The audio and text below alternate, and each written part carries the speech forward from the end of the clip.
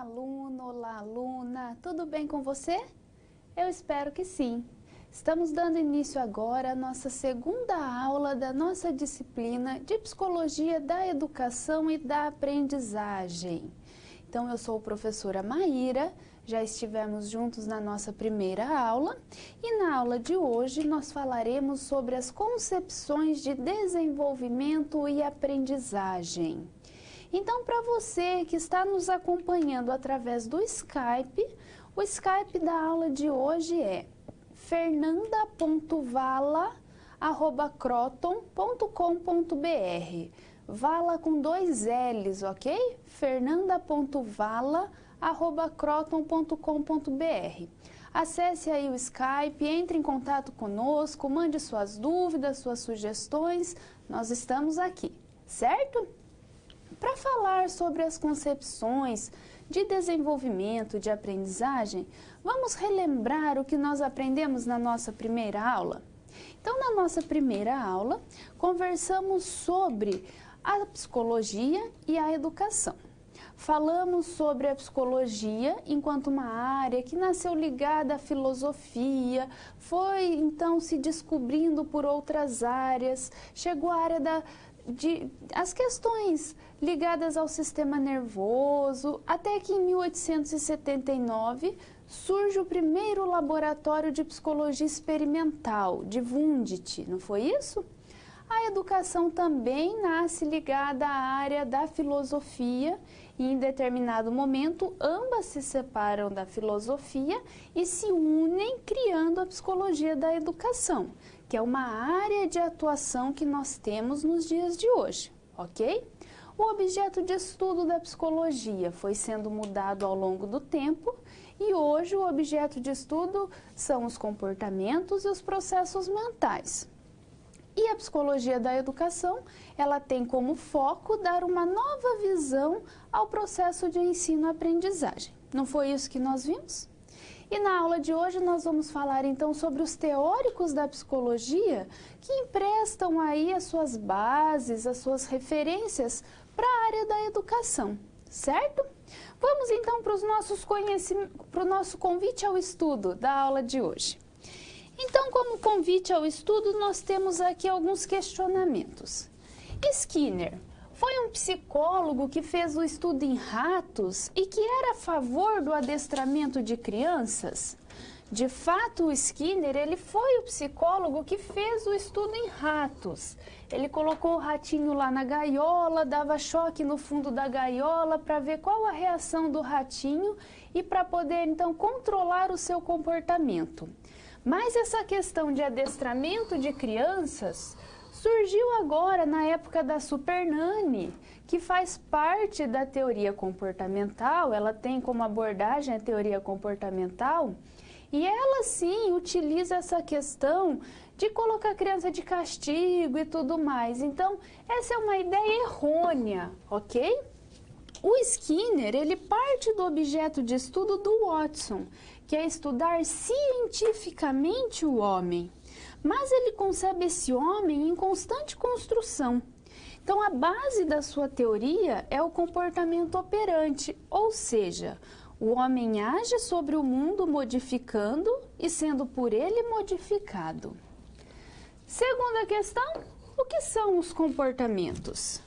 Os comportamentos são as ações, as falas, as reações, os sentimentos, as emoções, os pensamentos, enfim, são toda aquela atividade do indivíduo em relação ao seu ambiente. Eles podem ser observáveis, como por exemplo as ações, as falas, como não observáveis, como os sentimentos, as emoções e tudo mais. Terceiro questionamento. Piaget, em sua teoria, está preocupado apenas com o desenvolvimento biológico do indivíduo? Não. O Piaget está preocupado em como é que os indivíduos adquirem conhecimentos. Ele concluiu, então, que essa aquisição de conhecimentos acontece obedecendo a mecanismos biológicos de adaptação progressiva, equilibração, assimilação, acomodação. A teoria dele é chamada de epistemologia genética, que é a teoria da origem dos conhecimentos. Quarto questionamento. Qual a ênfase dada pela teoria de Vygotsky para que as pessoas aprendam? O pressuposto básico da teoria de Vygotsky é descrever sobre a origem das formas superiores de pensamento consciente. E ele vai falar então que a cultura é quem faz o papel de mediação nesse processo de desenvolvimento das funções psicológicas, certo? Agora então, aqui nos nossos conhecimentos prévios, como eu já trouxe na aula anterior, nós temos algumas questões do senso comum e o que está correto em relação a isso. Então, a gente sempre acredita que o behaviorismo, ou a teoria comportamental, ela ignora a consciência, os sentimentos e os estados mentais. Por que que a gente acredita nisso? Porque o behaviorismo é o estudo do comportamento. E o Watson, quando criou a teoria behaviorista, ele estava preocupado em estudar apenas o que é observável. Então, o behaviorismo, ele não ignora a consciência, os sentimentos e os estados mentais. Ele apenas não os elege para trabalhar na sua teoria. Mas aí, esse é o behaviorismo de Watson. Quando surge Skinner, ele vai eleger esses comportamentos para poder trabalhar também, ok? Segundo equívoco, o Vallon, ele defende a ideia de que a educação deve ser mecânica, condicionada ao que o professor está apresentando. Isso está completamente errado. Por quê? Porque o Vallon foi o teórico que defendeu a ideia de que a escola ela deve proporcionar uma educação integral aos alunos, ou seja, uma educação que englobasse o intelectual, o afetivo e o social, uma educação integral para todos estes alunos, ok? Qual a nossa situação geradora de aprendizagem da aula de hoje? Temos aqui um caso de uma escola pública, que atende aos alunos de 1º ao 9º ano do ensino fundamental e 1º ao 3º ano do ensino médio. Ela apresenta vários problemas, como, por exemplo, baixo rendimento escolar dos alunos, dificuldades de aprendizagem, indisciplina, violência escolar, bullying, desmotivação, objetivos educacionais mal definidos, problemas quanto ao método educacional utilizado, desqualificação docente, insuficiência de recursos pedagógicos e má gestão. Então, nós deveríamos discutir estratégias práticas que possam ser aplicadas na instituição com o objetivo de minimizar todos esses problemas. Então, aí nós vamos fazer o seguinte: vamos trabalhar com alguns teóricos e vamos sempre tentar entender o que a teoria desse estudioso pode nos auxiliar em relação a essa nossa situação. De que maneira esse teórico contribui para que essa situação seja modificada? Quais os conceitos da sua teoria poderiam ser aplicados nessa escola para que a gente diminua esses problemas? Então é isso que nós veremos na aula de hoje, certo? É isso.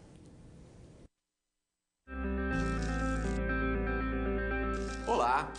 Você já pensou no dia a dia da carreira que você escolheu seguir? Bom, para ter uma ideia dos desafios da sua área, agora você vai procurar soluções para situações problema. Para prosseguir, primeiro é necessário ter estudado e finalizado a sua pré-aula, já que é nela que você encontra os conceitos e as teorias da disciplina. Feito isso, você vai conhecer a sua primeira SP e vai identificar onde a situação se passa, quais agentes estão envolvidos e quais são os recursos disponíveis.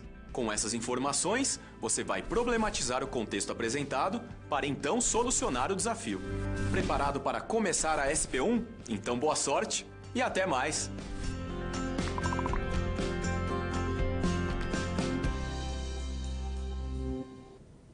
Na nossa primeira situação-problema, vamos falar sobre a teoria comportamental, ou também chamada de teoria behaviorista de Skinner. Acompanhem comigo. A situação problema 1 é a seguinte: nós deveremos apresentar 3 estratégias comportamentais a serem aplicadas no contexto escolar de acordo com a teoria do behaviorismo que foi proposta por Skinner.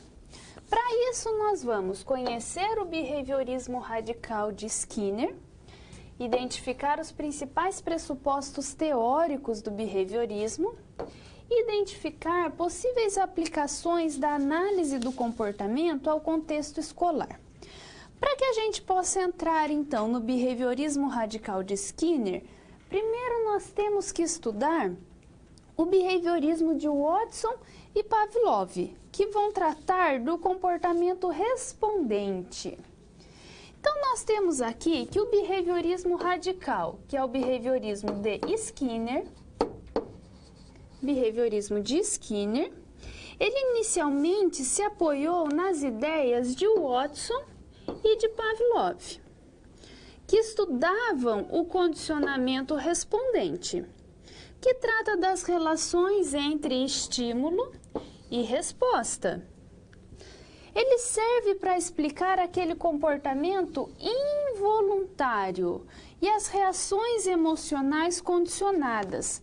Por exemplo, quando a gente corta cebola, automaticamente os nossos olhos se enchem de lágrima.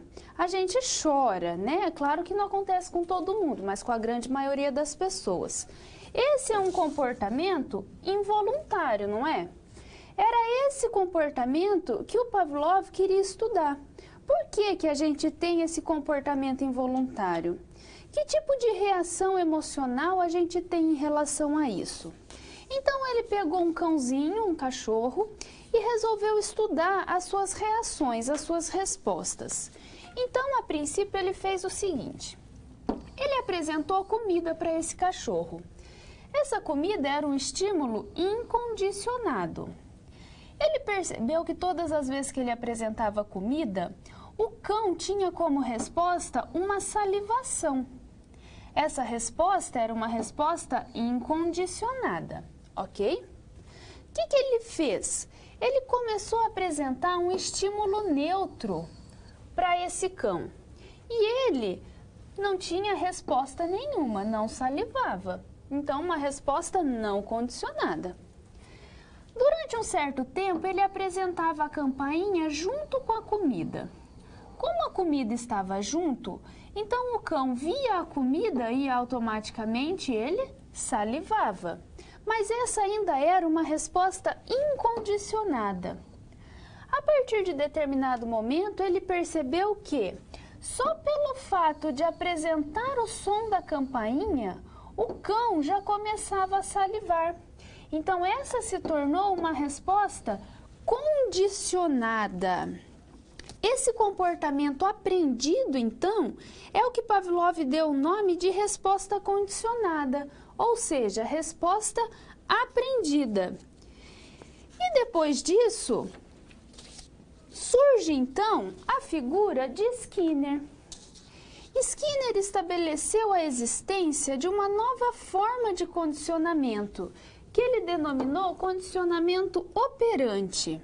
Então, ele vai dizer, as respostas operantes, elas são emitidas quando um organismo precisa se adaptar a condições ambientais ou resolver algum tipo de problema.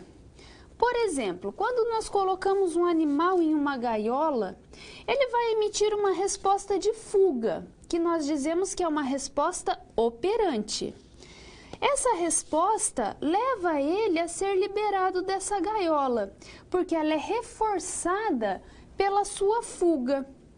Então, a maioria das aprendizagens complexas, elas são do tipo operante. Dizemos que no comportamento operante, o ambiente é modificado e ele produz consequências que agem sobre ele, alternando a probabilidade de ocorrência futura semelhante.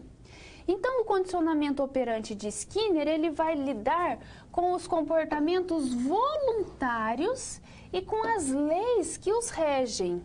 Ele vai dizer que nós devemos reforçar uma resposta operante, que é uma resposta complexa. As respostas operantes, elas acontecem quando um organismo precisa se adaptar a condições ambientais ou quando ele precisa resolver algum problema.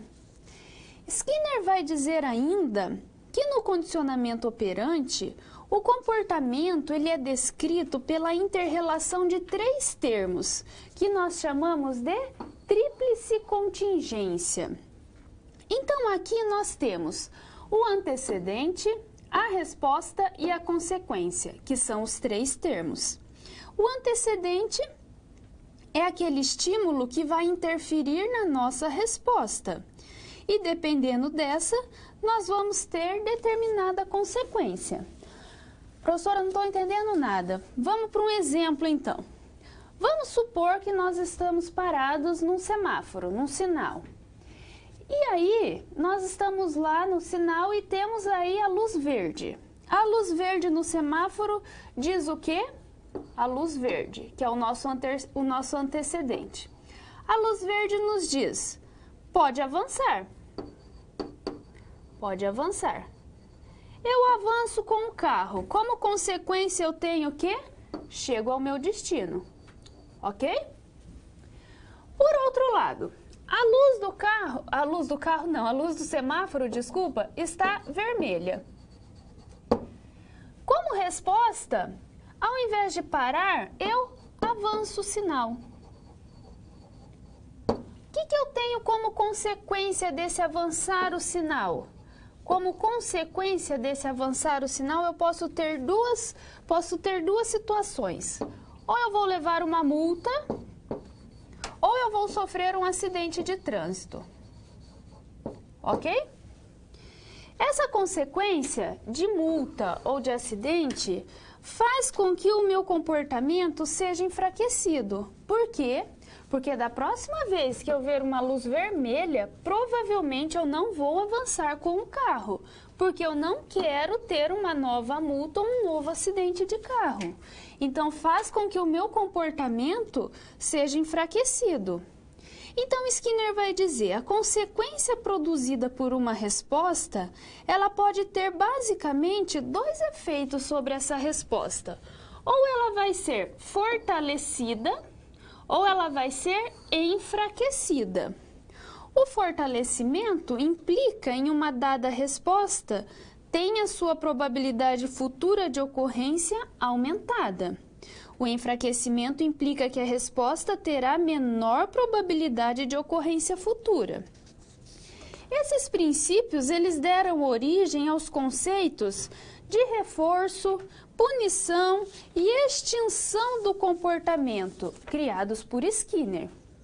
Então, nós temos o primeiro conceito dele, que é o conceito de reforço positivo.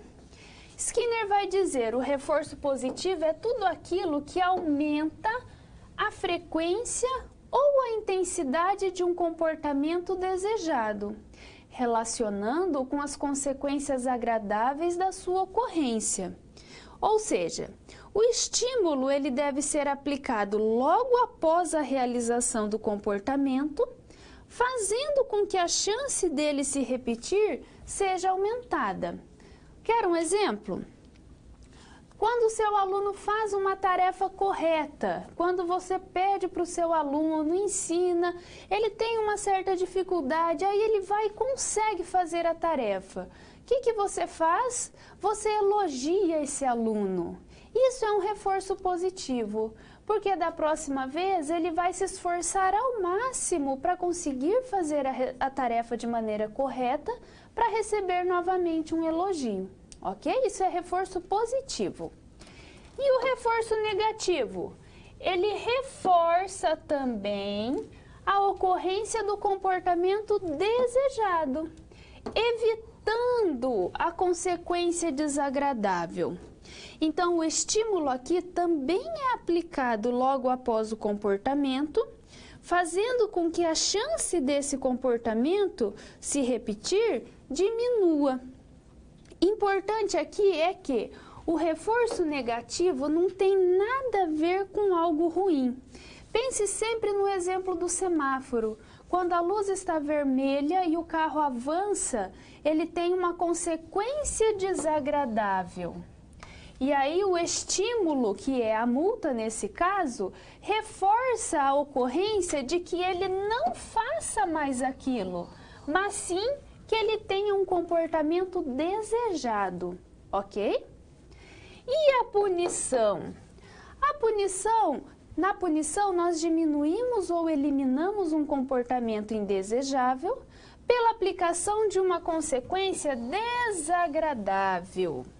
Então, aqui nós temos a retirada de um comportamento que a pessoa gosta. Ou seja, uma consequência ruim para o sujeito segue determinado comportamento dele, fazendo com que esse comportamento desapareça ou reduza de frequência. Qual a forma de punição mais comum dos nossos dias? O famoso castigo, não é? E aí eu digo, Skinner vai dizer, o castigo não deve ser aplicado, a punição não deve ser utilizada. Por quê? Porque ela gera consequências emocionais seríssimas para a criança. E por outro lado, nós não estamos retirando o estímulo que está causando aquele comportamento. Então a punição ela não deve ser utilizada, certo? E por fim, Skinner criou o conceito da extinção, em que nós diminuímos ou eliminamos um comportamento indesejado também, mas pela remoção de uma consequência agradável. Então, aqui ignora-se o comportamento inadequado ou deixa de reforçá-lo. Quero um exemplo de extinção muito fácil assim. Um exemplo. O aluno conversa na sala de aula, fala para os cotovelos e a professora fica lá, fulano, para de falar, fulano, você não vai aprender, fulano, né? E aí, acontece que chega no final do ano, os amiguinhos passam de ano e o amigo não passa de ano, o fulano que conversa, não passa de ano. Chega a nova turma e ele não conhece nenhum dos amiguinhos da nova turma, então ele vai conversar com quem? Aquele comportamento deixou de ser reforçado. A partir de agora ele vai prestar atenção na aula porque ele não tem com quem conversar. Outro exemplo, de repente o pai e a mãe estão lá em casa conversando, aconteceu uma situação e a mãe soltou um palavrão. E aí o filho pequeno está lá do lado, escutou aquilo, claro, o que a criança faz? Fica repetindo e repete. E quanto mais a criança repete, mais a mãe briga. Não pode falar isso é feio, isso é falta de educação. E quanto mais a mãe fala, mais a criança repete, não é? Qual é o comportamento correto? Coloque em extinção. A criança falou, faz de conta que você não escutou. Ela vai falar mais uma, duas vezes, vai ver que você não deu bola, pronto, acabou o comportamento. Ela vai parar de falar o palavrão, porque não está sendo reforçada, tá certo? Essa é a extinção. A extinção deve ser utilizada, a punição não. Perceba que elas são diferentes, ok? Como que nós resolvemos a nossa situação? Acompanhe comigo. A nossa situação, então, ela vai dizer que o método de ensino ele é variável, ele é a variável de maior importância em qualquer proposta educacional. Portanto, Skinner vai defender um modelo de educação que parte do meio para o indivíduo, ou seja, precisamos agir aqui no meio se nós quisermos atingir o nosso indivíduo. Por isso, as variáveis que podem incrementar e promover o processo educativo estão no ambiente e permitem que o professor possa prever e controlá-las, aprimorando o processo de ensino-aprendizagem. Dentre os usos que propõe para a educação, o Skinner destaca a importância do reforço positivo, reforço negativo e extinção. opondo-se ao uso de punições e esquemas de repressão. Como que a gente faz então? Como que a gente entende isso? Vamos a mais um exemplo. O Joãozinho escreve muito bem, faz uma redação maravilhosamente bem, tem uma letra linda, escreve muito bem. A professora fica encantada com o Joãozinho. Mas a professora, de uns tempos para cá, teve uma brilhante ideia de dizer: quem terminar a redação primeiro, os primeiros que terminarem vão poder jogar dominó depois. O Joãozinho, que escrevia maravilhosamente bem, com uma letra linda, maravilhosa, começou a entregar qualquer coisa para a professora porque ele queria jogar dominó, tá? Que tipo de reforço a professora pode dar? Se ela for reforçar ele positivamente, ela pode dizer: quando o Joãozinho entregar uma redação com a letra legível, aquela redação que ele sempre fez, a professora pode elogiá-lo na frente da sala inteira. A professora pode dar um abraço nele. A professora pode dar um adesivo que ele goste, ok? Reforço positivo. Reforço negativo. Joãozinho, a redação ficou boa, mas a letra não está bonita. Você vai passar limpo essa tarefa, essa redação. Você só vai jogar dominó depois que passar a redação a limpo. Você acha que da próxima vez o Joãozinho vai escrever correndo com qualquer garrancho para ter que passar de novo e perder o jogo de dominó? Claro que não. Da próxima vez ele vai fazer uma letra linda, maravilhosa para ter mais tempo de jogar dominó. Reforço negativo. E a extinção? O que a professora faz? Acaba com o jogo de dominó. Aí ele não tem motivo para escrever correndo e de qualquer jeito. Colocou em extinção, ok? Exemplos práticos para aplicação da nossa teoria. Perceba o quanto nós podemos utilizar a teoria comportamental na nossa sala de aula. É isso.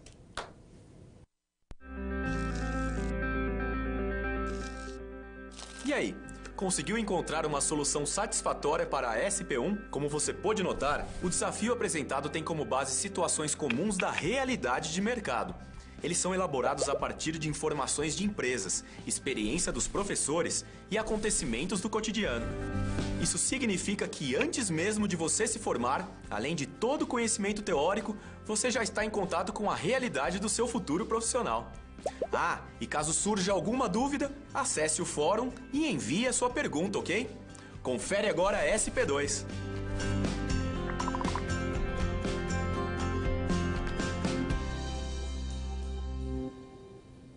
A nossa segunda situação-problema vai falar da epistemologia genética de Piaget. Acompanhe comigo. A situação é a seguinte: considerando os estágios de desenvolvimento cognitivo propostos por Piaget, exemplifique de que modo os 4 estágios do desenvolvimento afetam a proposição de metodologias de ensino. Então, nós vamos identificar os pressupostos teóricos da epistemologia genética, identificar as características dos estágios de desenvolvimento cognitivo propostos por Piaget, identificar as possíveis aplicações da epistemologia genética no contexto educativo. Então, você vai perceber que, diferentemente do behaviorismo, a epistemologia genética, ela está preocupada com a origem dos conhecimentos. Ela é uma teoria, ela não foi uma teoria criada para a área da educação. Ela estava preocupada em como é que as pessoas adquirem conhecimentos. Porém, foi percebido que o seu uso poderia ser muito bem aplicado na área da educação. Então, foi criada uma teoria chamada teoria construtivista para que a gente pudesse utilizar os conceitos da epistemologia genética na nossa prática diária enquanto funcionários de uma escola. Ok? Mas ela não é uma teoria da aprendizagem, ela é uma teoria sobre a origem dos conhecimentos. Vamos ver o que nos fala essa teoria. Então, Jean Piaget, Ele era um biólogo e um epistemólogo que estava preocupado com a origem do conhecimento. E a sua teoria foi denominada teoria construtivista, que é quando ela vai para dentro da escola. De acordo com a teoria construtivista, o conhecimento infantil acontece por meio de descobertas da própria criança, ou seja, é construído pelo próprio aluno e não pelo professor. O professor aqui na teoria construtivista, ele assume o papel de colaborador da aprendizagem. Então, ele incentiva o aluno para que chegue sozinho às suas conclusões. O construtivismo, ele tem 3 princípios. O aluno é responsável pela sua aprendizagem. No ambiente escolar, o conhecimento que já foi elaborado tem que ser reconstruído pelo aluno. E o professor tem o papel de orientador no processo de construção do conhecimento. Por que isso? Porque o conhecimento é resultado de um processo causal, em que os indivíduos se adequam e se adaptam ao meio.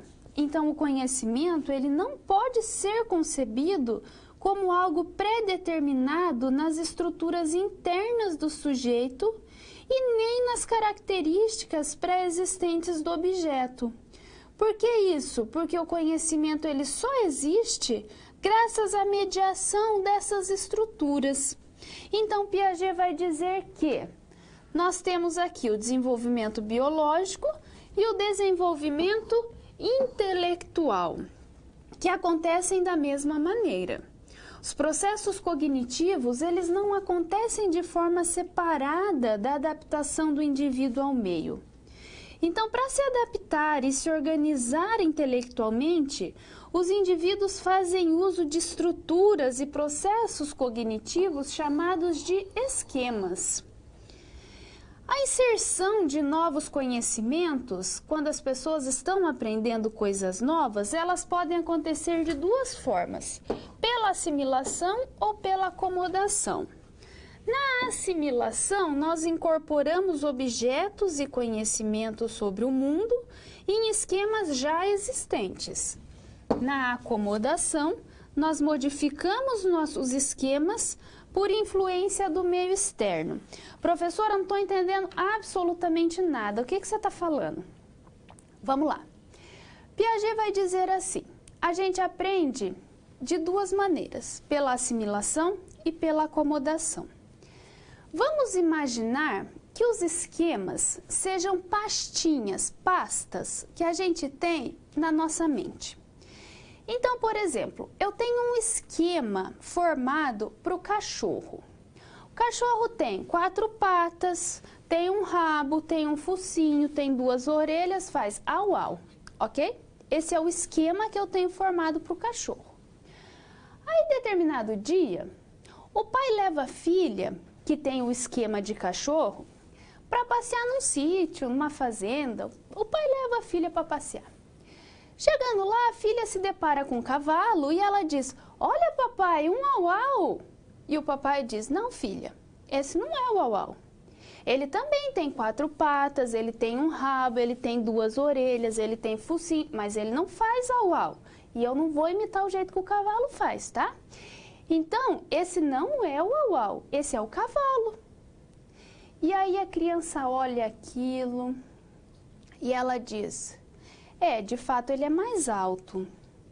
Ela começa a perceber algumas diferenças, então ela assimila que aquele não é o au-au, aquele é um cavalo. Quando ela assimila, o que ela faz? Ela pega essa informação e coloca junto na pastinha do au-au que ela tem lá, no esquema do au-au. A partir do momento que ela entende que ele não faz au-au, que ele é mais alto, que o objetivo dele é diferente do objetivo do au-au, ela acomodou aquela informação. O que ela fez então? Ela criou outra pastinha para o cavalo. Ela criou outro esquema para o cavalo. Então, quando ela assimila a informação, ela pega essa informação e coloca junto no esquema do cachorro. quando ela acomoda essa informação, ela cria uma nova pasta, que é um novo conhecimento para o cavalo, ok? Basicamente é isso. Piaget também vai dizer que as pessoas se desenvolvem através de estágios. Quais seriam esses estágios? Acompanhe comigo. Seriam 4 estágios do desenvolvimento cognitivo.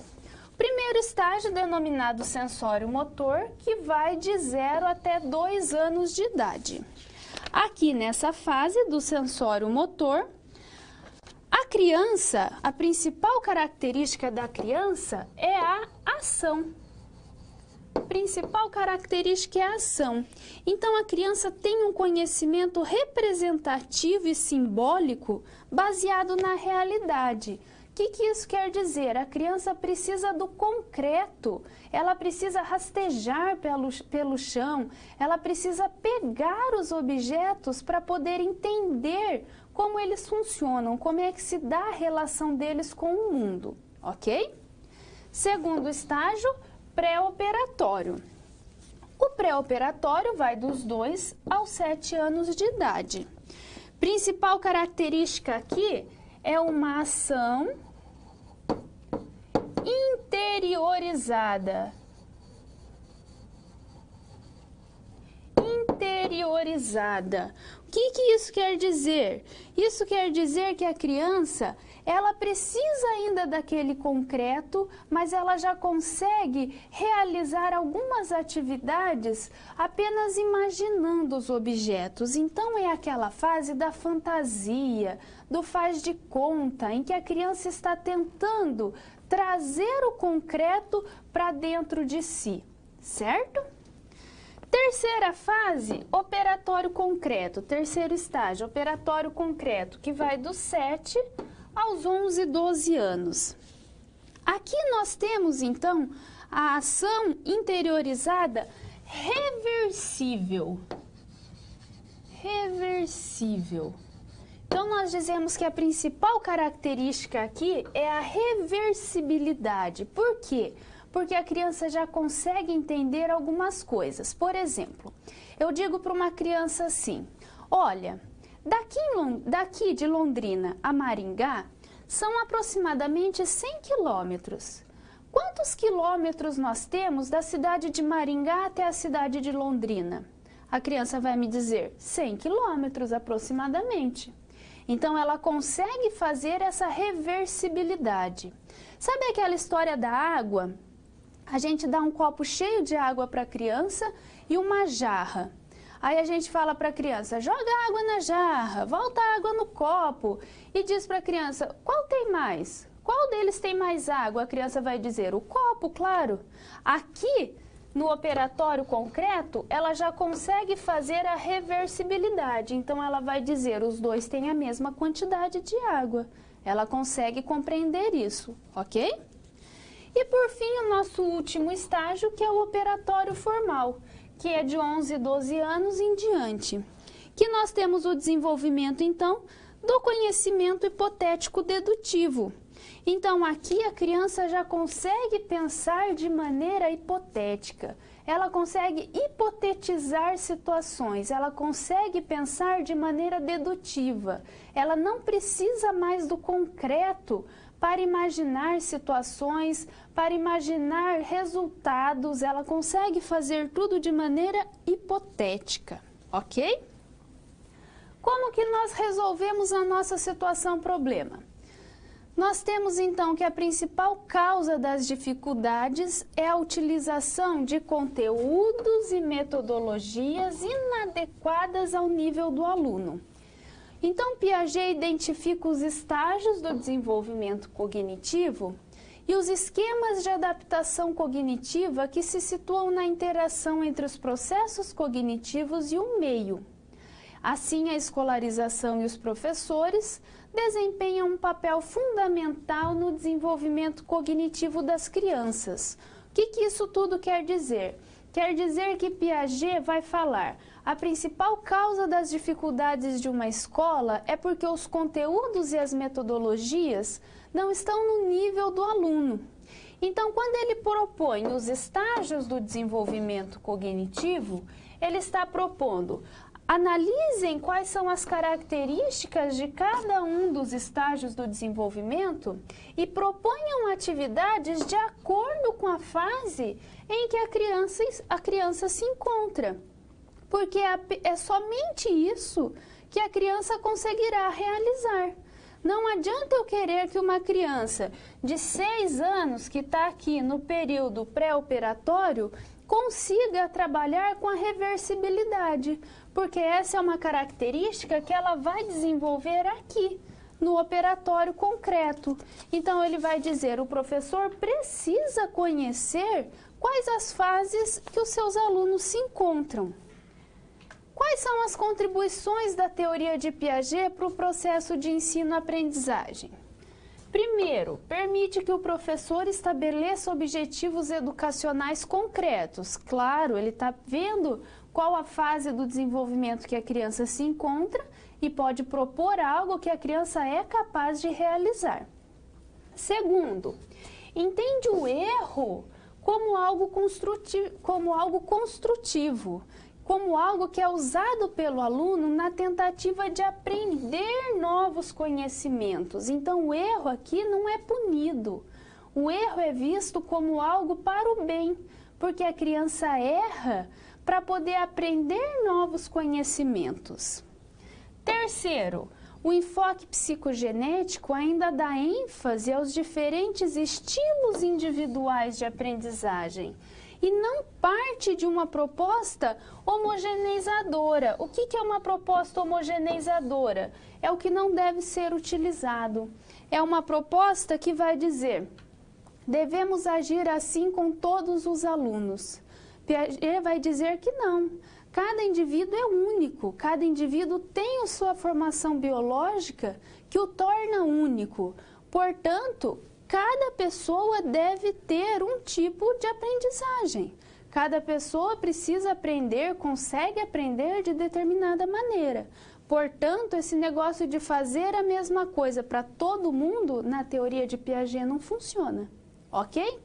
A teoria de Piaget é muito interessante e muito aplicada na nossa prática enquanto profissional dentro da sala de aula. Pegue firme aí na teoria de Piaget que você não vai se arrepender, ok? É isso. Bom, 2 SPs já foram finalizadas. Como você acha que está se saindo?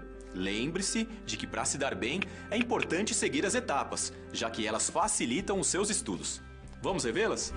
Primeiro é necessário estudar a pré-aula para conhecer a teoria e os conceitos da disciplina. Em seguida, leia a SP com atenção para conhecer e interpretar a situação exposta. Feito isso, você deve levantar hipóteses sobre a situação-problema, considerando os recursos disponíveis. E por fim, você deve aplicar os conceitos estudados com foco em resolver a problematização. Combinado? Então fique agora com a SP3. Até mais!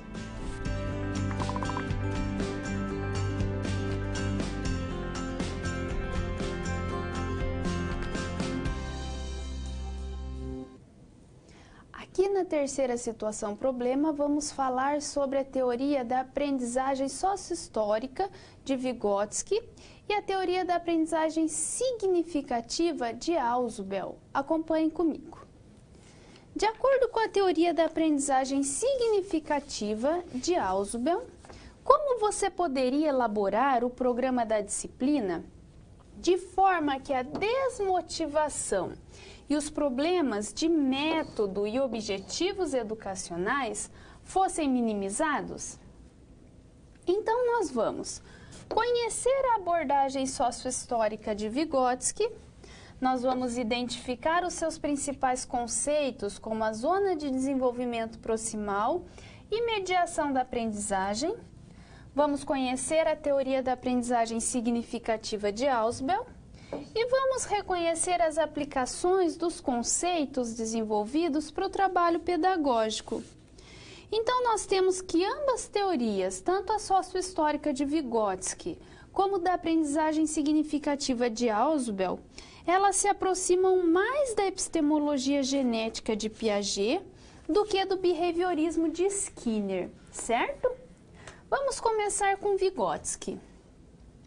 Vygotsky era um psicólogo que desenvolveu a sua teoria sociohistórica e que, de acordo com essa sua teoria, a formação do indivíduo vai depender de uma relação dialética entre o sujeito e a sociedade. O que é uma relação dialética? É uma relação em que o indivíduo modifica o seu ambiente e o ambiente modifica o indivíduo. Então, a sua teoria enfatiza o processo histórico-social e a linguagem no desenvolvimento dos indivíduos. Essas relações do indivíduo com o meio para a construção do conhecimento vão se dar através dos signos, que são os instrumentos técnicos ou simbólicos, como, por exemplo, a linguagem. Vygotsky vai falar muito sobre a linguagem, porque ele vai dizer que ela é uma forma de mediação do indivíduo com a sociedade. Então, ele vai dizer que a linguagem é um sistema simbólico fundamental para as relações humanas. Ela é responsável por mediar as relações humanas. O que é mediar? É fazer a ligação entre o indivíduo e outro indivíduo, entre o indivíduo e a sociedade, e a sua cultura. Então, mediar é fazer a interação, ok? Vai dizer ainda que a linguagem é um instrumento capaz de transformar a aprendizagem. Por que isso? Porque quando o indivíduo aprende a linguagem específica do seu meio sociocultural, ele é capaz de alavancar o seu próprio desenvolvimento. E aí, partindo desse princípio, Vygotsky vai dizer que as pessoas aprendem de acordo com a zona do desenvolvimento proximal. O que é a zona do desenvolvimento proximal?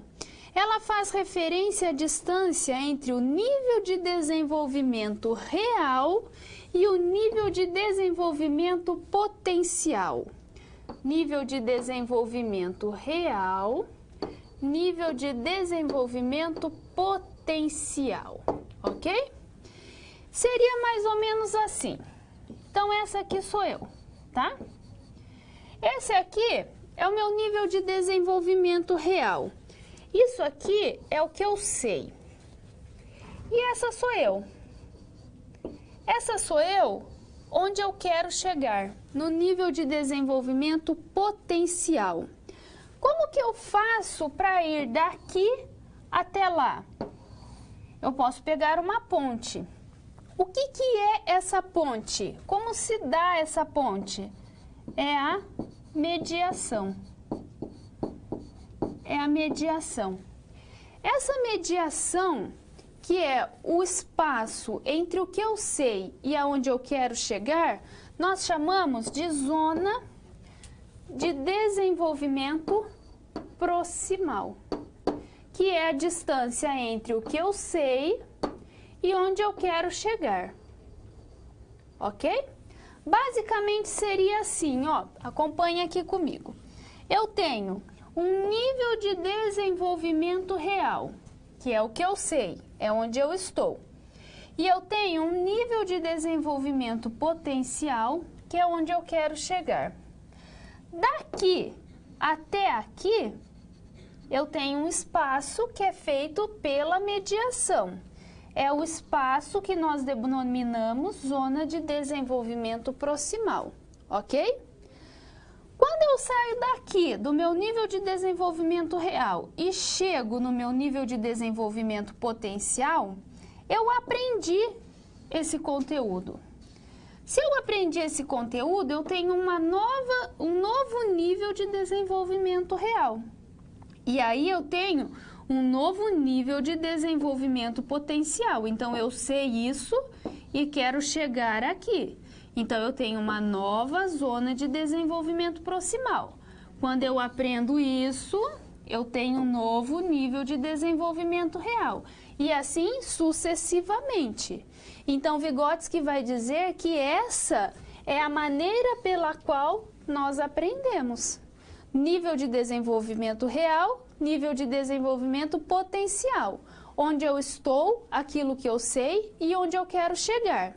E ele vai dizer ainda que nós só conseguimos aprender com pessoas que sabem mais do que nós, ok? Depois disso temos a teoria de Ausubel. Ausubel, que foi um psicólogo também, que utilizava a perspectiva cognitivista da educação. Então, a sua teoria vai ao encontro de muitas proposições destacadas por Piaget e Vygotsky, e ela segue um caminho oposto ao behaviorismo. Ausubel considerava que a aprendizagem precisa fazer sentido para o aluno. Então, o conhecimento e as novas informações devem interagir com os conceitos que já existem na estrutura cognitiva do sujeito. Para Ausubel, aprender significativamente implica em expandir e aprimorar os conhecimentos prévios e, a partir disso, ser capaz de acessar e relacionar conteúdos novos. Ele vai dizer ainda que a aprendizagem ela é muito mais significativa à medida que o novo conteúdo é incorporado às estruturas de conhecimento de um aluno e adquire significado para ele a partir da relação com seus conhecimentos prévios. Vai dizer que essa aprendizagem significativa ela tem dois princípios. O conteúdo ensinado precisa ter potencial revelador para o aluno e o aluno necessita estar disposto a aprender e relacionar o conhecimento transmitido de modo consistente e não arbitrário. E vai dizer ainda que nós temos dois tipos de aprendizagem: a aprendizagem significativa e a aprendizagem mecânica. A aprendizagem significativa é aquele tipo de aprendizagem duradoura, enquanto a aprendizagem mecânica, ela é efêmera, ela é espalhada. Então, ele vai dizer, ora nós aprendemos pela aprendizagem significativa, ora pela aprendizagem mecânica. Todo mundo é assim. Aqui no caso da aprendizagem mecânica, o aluno só vai memorizar algumas frases soltas. Então, ele vai falar o que atua na diferenciação dessas duas aprendizagens é a memorização dos conteúdos. Como que nós resolvemos a nossa situação, que era aquela que nós deveríamos elaborar o programa da disciplina de forma que a desmotivação e os problemas de métodos e objetivos fossem minimizados? Então, Ausubel vai dizer que para a gente utilizar uma metodologia de aprendizagem significativa em sala de aula, nós devemos propor o uso dos organizadores prévios, que servem para a gente poder ancorar uma nova aprendizagem. Os organizadores prévios são aquelas informações e os recursos introdutórios que nós devemos apresentar ao aluno antes do conteúdo propriamente dito. Então, elas vão funcionar como uma ponte entre o que o aluno já sabe e o que ele vai aprender. E os organizadores prévios, eles têm um efeito mais eficaz ainda quando eles são aplicados no início da tarefa, porque eles vão motivar o aluno e vão facilitar o aprendizado. Portanto, devemos fazer uso dos organizadores prévios se quisermos que esses alunos aprendam de uma maneira significativa, de acordo com a teoria de Ausubel.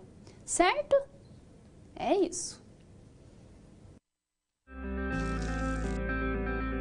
Quando você faz uso de todo o material didático, você passa a conhecer as teorias e os conceitos da disciplina de forma mais completa. Só assim as SPs, que servem de exercícios práticos que te preparam para o mercado de trabalho, terão efeito na sua carreira. Ou seja, seguindo as etapas, você está adquirindo experiência profissional antes mesmo de terminar o seu curso. E se durante a sua leitura algum ponto de interrogação surgir, não se preocupe. Envie sua dúvida no fórum, ok? Fique agora com a SP4. Boa sorte!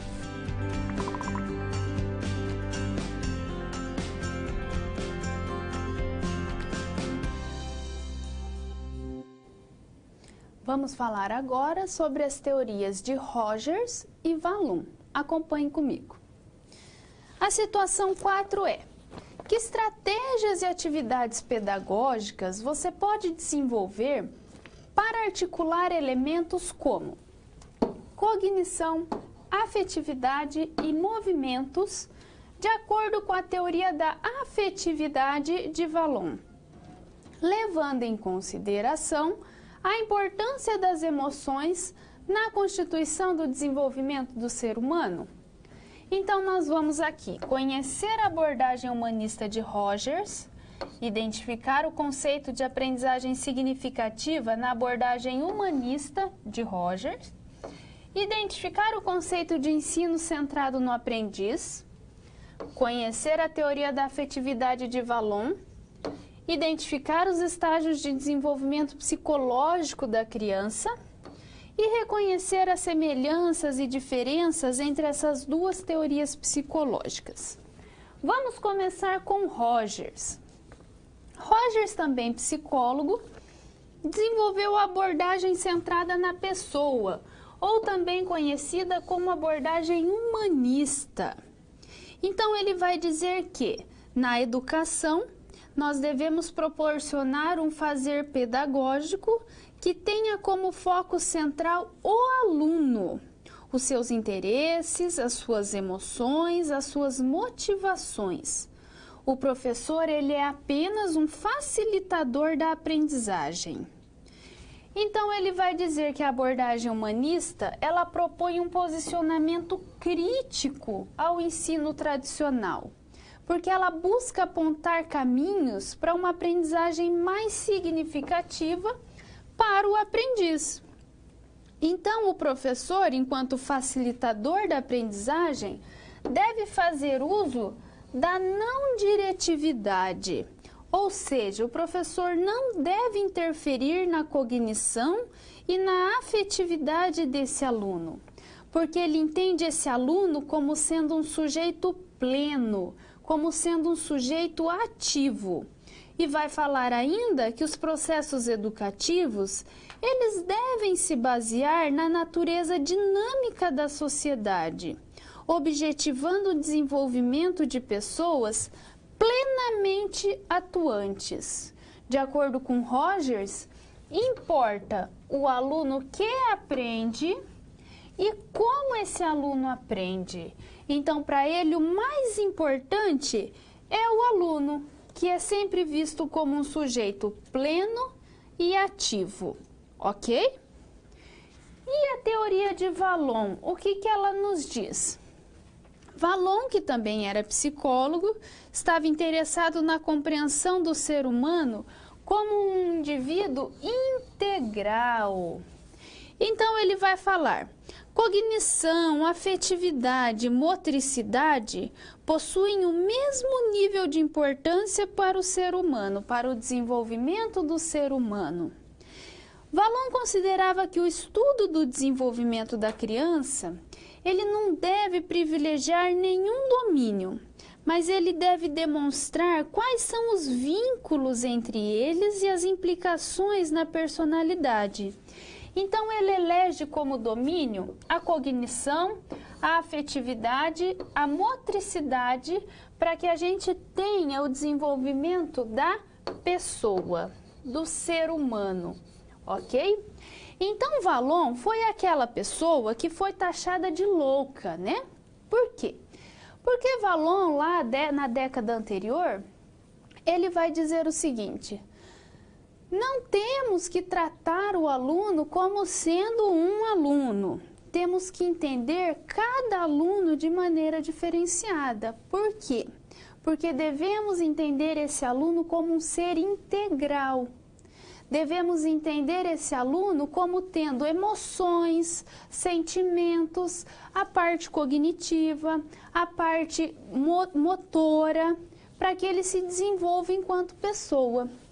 Vai falar que, enquanto nós estamos aqui pensando que os alunos não aprendem, devemos entender por que é que esse aluno em específico não aprende. Porque ele tem algumas questões que o impedem de aprender.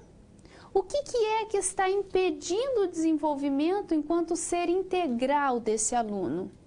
Então, Valon vai dizer, temos que lidar com as emoções dos alunos. Não preciso dizer que isso lá na década passada foi uma loucura, uma revolução, causou um rebu, né? Porque, imagina, trabalhar com emoção de aluno dentro da sala de aula, esse cara tá louco. Quem que esse cara pensa que é? Mas aí hoje, nos dias de hoje, o que a gente tem? Precisamos entender sim que esse aluno é um ser integral, que se ele tem problema lá na casa dele, é óbvio que ele não vai conseguir aprender dentro da sala de aula. Precisamos entender esse aluno como tendo sentimentos, como tendo emoções, como tendo algumas questões que o impedem de aprender. Precisamos entender isso se quisermos que ele se desenvolva enquanto questões ali de ensino e aprendizagem, ok? Vamos retornar lá então. E aí Valon vai dizer então a respeito da integração. A integração seria o principal eixo no processo de desenvolvimento. Seria uma integração organismo-meio, uma integração cognitiva, afetiva, motora. Por quê? Porque ele vai falar que as pessoas só aprendem quando elas estão integradas, certo? Assim como Piaget, Valon ele vai então apontar estágios do desenvolvimento para que a criança possa aprender também. Ele vai falar que a afetividade desempenha um importante papel nos diferentes estágios de desenvolvimento da criança. É através das emoções que as crianças vão exteriorizar os seus desejos e as suas vontades. No ambiente escolar, esses sentidos são pouco estimulados. Então, ele propõe os estágios do desenvolvimento para a gente poder orientar as nossas atividades. Você vai perceber que os estágios do desenvolvimento deles são diferentes dos de Piaget. Mas, preste atenção, alguns dos estágios levam o mesmo nome. Então, você vai precisar ficar bem atento a isso, ok? Primeiro estágio que Valon propõe, estágio impulsivo emocional, que vai de 0 até 1 ano de idade. Vai dizer que a afetividade aqui, ela se dá por meio de movimentos desordenados e sensibilidades corporais. Portanto, o processo de ensino-aprendizagem nessa etapa deve valorizar os contatos corporais e a fusão com os outros. Segundo estágio, sensório-motor, que é o primeiro estágio de Piaget, e projetivo, que vai de 1 a 3 anos. Aqui o indivíduo está se voltando para o mundo exterior, então a criança já é capaz de falar e de andar. Tem um contato intenso com os objetos e os questionamentos. É aquela famosa fase dos porquês, né? Então, nessa fase, o professor deve ofertar situações e espaços e ter disposições para responder os insistentes questionamentos dessa criança, certo? Terceiro estágio, personalismo, que vai de 3 a 6 anos. A criança passa a se diferenciar do outro. Então, o processo de ensino-aprendizagem precisa oferecer possibilidades de escolha a essa criança, conhecendo e respeitando as diferenças. A criança compreende aqui, principalmente, na oposição com o outro. Quarto estágio é o estágio categorial, que vai dos 6 aos 11 anos, em que nós temos atividades cognitivas e abstratas. Devemos propor atividades de agrupamento, classificação, categorização. Esse estágio aqui, a aprendizagem vai se dar pela racionalidade e pela descoberta de semelhanças e diferenças entre os objetos e as ideias. E por fim, a fase da puberdade e adolescência, que vai dos 11 anos em diante, em que estamos desenvolvendo uma identidade autônoma. Então, temos a exploração de si mesmo mediante atividades de confronto, autoafirmação, questionamentos. Damos grande importância aos pares, ok? Como que nós resolvemos a nossa situação problema, então? Que era aquela que a gente deveria tratar estratégias e atividades pedagógicas para articular elementos como cognição, afetividade e movimentos na teoria de Vallon. O que eu propus aqui foram jogos. Então, os jogos, de acordo com Vallon, são muito importantes porque é fundamental que a criança tenha a oportunidade de brincar. Porque ele vai dizer que é através do corpo que nós vamos estabelecer a primeira relação, a comunicação com o meio. Ele vai definir o jogo como sendo uma atividade voluntária da criança.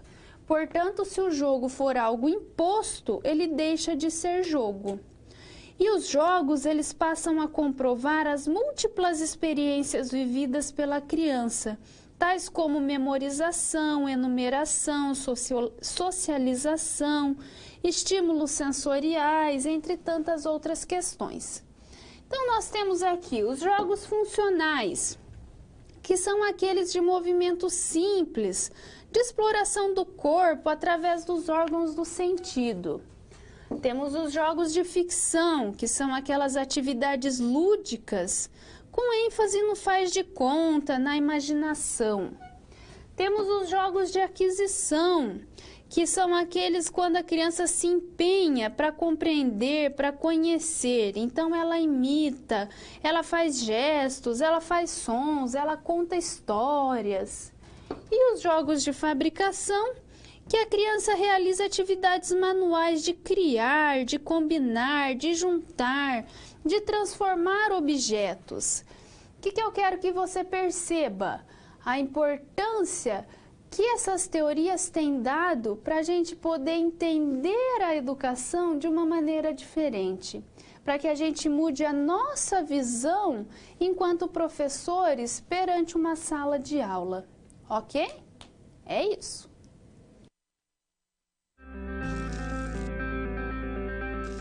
Bom, chegamos ao final da nossa aula. E depois de concluir todas as SPs, é hora de você refletir sobre tudo o que aprendeu com os desafios. Vamos lá? Primeiro, ficou claro que o conhecimento vem ao fazer uso do material didático disponível no ambiente virtual do aluno. Isso inclui fazer a pré-aula, assistir aos vídeos, ler os textos e acessar as web-aulas. E depois de compreender os conceitos da disciplina, você aprendeu a aplicar os fundamentos aprendidos em situações similares às da realidade do mercado de trabalho. Tudo isso faz de você um aluno proativo e mais capacitado para exercer a sua profissão, o que te coloca passos à frente na hora de ter sucesso profissional. Mas não acabou. Você ainda tem a sua pós-aula para acessar, não vai esquecer, hein? Cada parte do processo é essencial para a sua aprendizagem. Respeite todas as etapas, ok? Bons estudos! Tchau!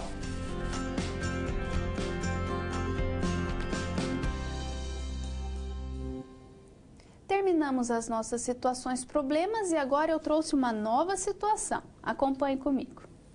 A situação é: você acredita que conhecer o nível de desempenho prévio do aluno é importante para a motivação discente? Diante disso, de que forma o professor pode modificar o seu método de ensino para trabalhar com a aprendizagem significativa lá de acordo com a teoria de Ausubel? De que maneira? E aqui uma tarefa para você pensar lá na sua casa depois, tá? Não precisa trazer, entregar nada, só para você pensar aí. Então vá pensando, crie atividades educacionais na sua área de especialização para as crianças de diferentes faixas etárias. Considere a divisão proposta por Piaget para os estágios do desenvolvimento cognitivo. Então, por exemplo, que tipo de atividades eu poderia propor para uma criança de 1 aninho de idade, que está lá no período sensório-motor dos estágios do desenvolvimento de Piaget? Que tipo de atividades eu poderia propor? Mas isso você vai pensar lá na sua casa, tá? Pense agora aí na nossa atividade em relação à teoria da aprendizagem significativa de Ausubel e eu volto daqui a pouco.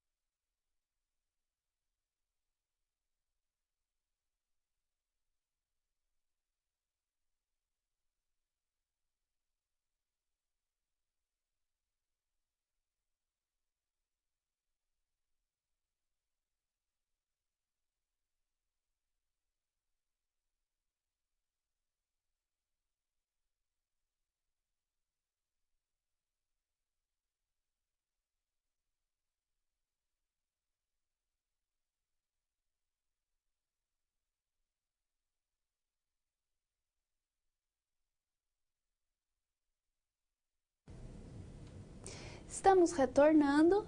Muito obrigada pelas contribuições, pelas mensagens. Fico muito contente que tenham gostado da aula. Muito obrigada. Então, aqui, com relação à nossa proposta aqui que eu fiz, a nossa nova situação problema, eu perguntei de que forma a gente pode fazer com que a aprendizagem seja significativa. Então, de acordo com Ausubel, devemos sempre falar sobre os organizadores prévios. Devemos, antes de apresentar o conteúdo, saber o que os alunos já sabem e incluir os organizadores prévios, para que eles possam, então, elaborar aquele conteúdo e ter uma motivação maior para aprender, ok? Tivemos também algumas perguntas aqui. Primeira, professora, sabemos que as crianças nos dias de hoje conseguem desenvolver habilidades superiores à sua faixa etária. Será que essas fases elencadas por Piaget conseguem ser fiéis às nossas crianças, haja visto o perfil das novas gerações? Olha, o que nós temos que pensar? Que isso foi criado há quanto tempo atrás, né? Então, a gente não pode ficar fixo àquelas idades e tudo mais. O que é muito importante da teoria de Piaget, da teoria de Vygotsky e de todas as outras teorias, que já fazem muito tempo que foram criadas? É importante que a gente entenda a base delas. É importante que a gente entenda o que elas nos trazem de conhecimentos. Então, Piaget foi a pessoa que conseguiu entender como é que a infância acontece, como é que as pessoas, as crianças aprendem lá na infância. Se você parar para analisar os estágios do desenvolvimento, por mais que hoje não sejam fiéis às idades que estão ali, mas é exatamente isso que acontece.